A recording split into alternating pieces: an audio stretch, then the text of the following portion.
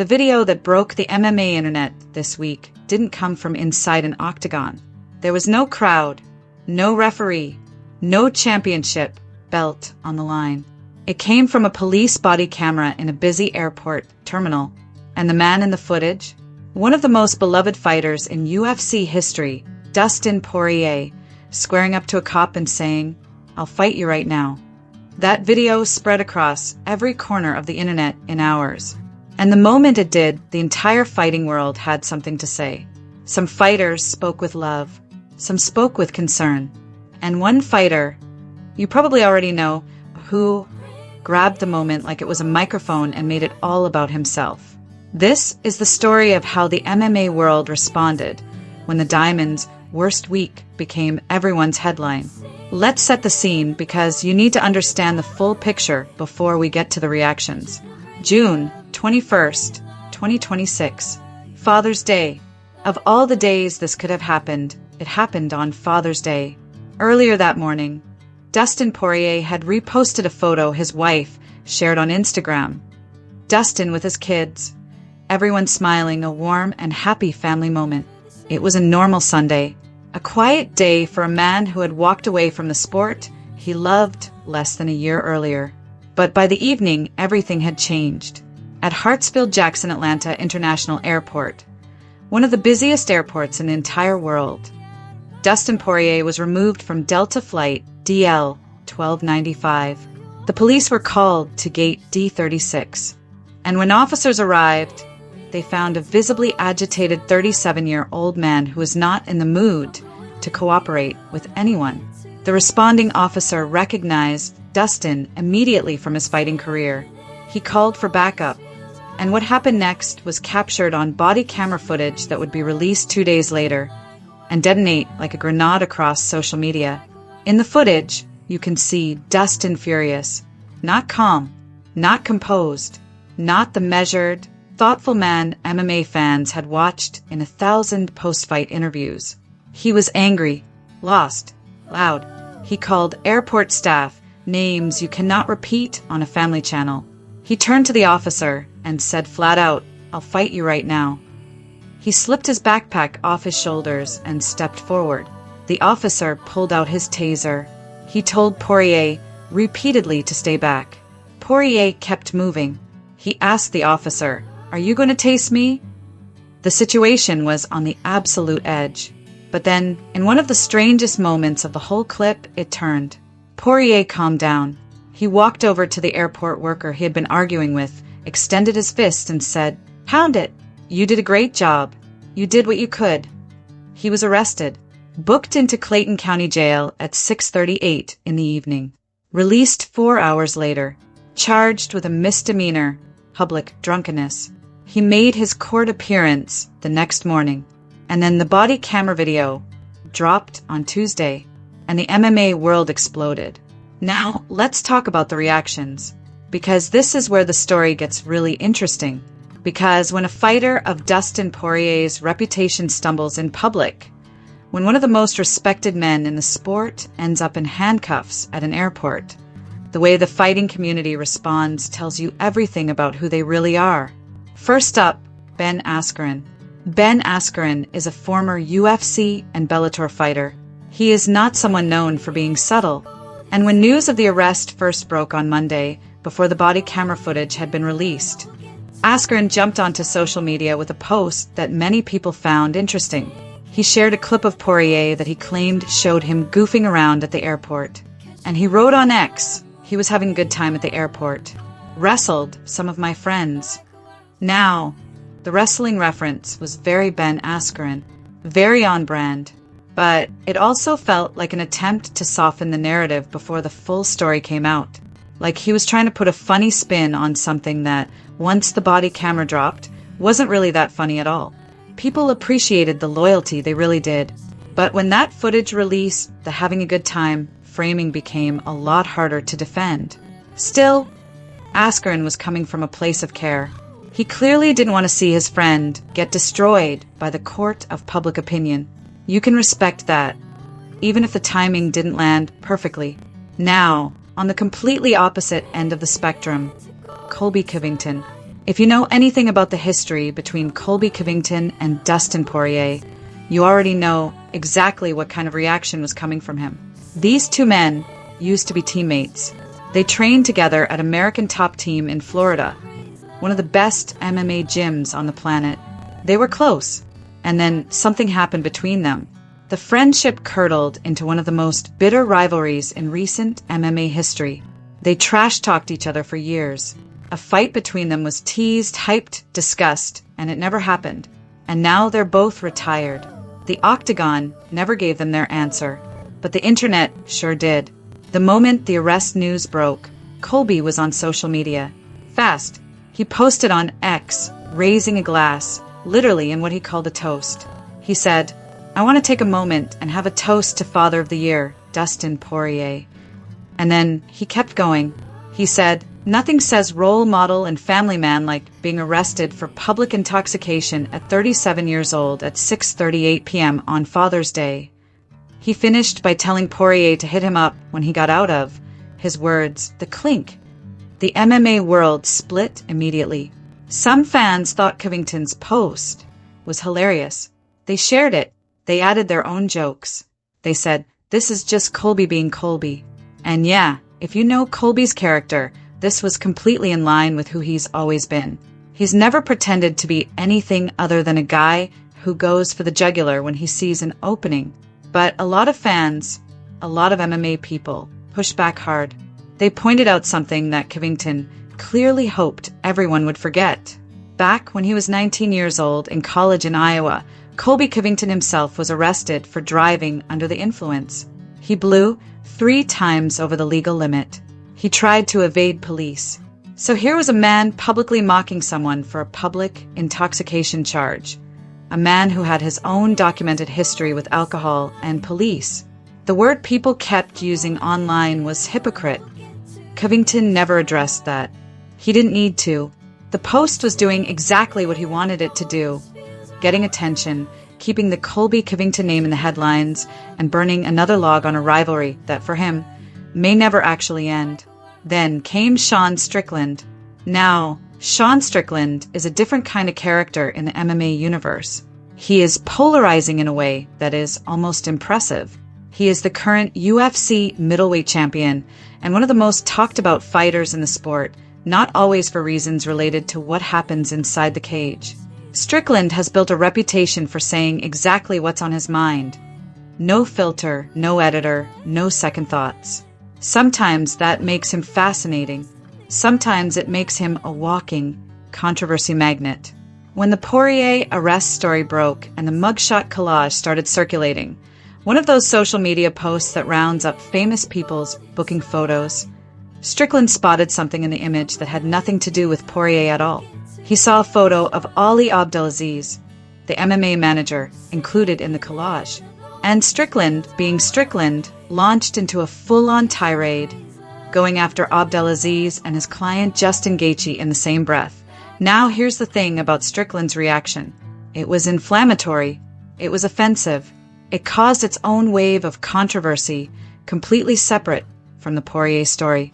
But it also illustrated something important.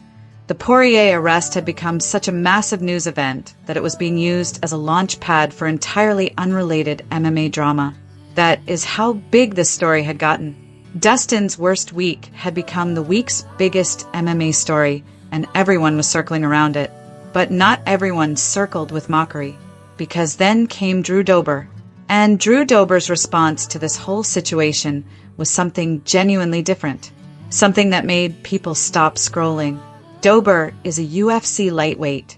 He's been fighting in the UFC for years. He's not the biggest name in the sport, but he's respected. He's a veteran. He knows the fight game from the inside. And when he saw what happened to Dustin Poirier, he didn't laugh. He didn't make a joke. He didn't post a GIF. He posted a video on Instagram. And what he said in that video hit a nerve across the entire MMA community. Dober said, "Some of us need to fight." Let that sit for a second. Some of us need to fight. He went on to explain it. He said his thoughts went out to Dustin Poirier. He said he understands as a fellow fighter that Dustin is in a rough spot. And then he said something that was almost brutally honest about his own fears. He said, "This is why I fear retirement. Because some of us have found martial arts, found fighting, and constantly compete because we need it. We need it internally to make ourselves a better person. With our goals of just being better individuals, better family men, just better for others. We need fighting to keep ourselves straight." He wasn't pointing a finger at Poirier. He was standing next to him.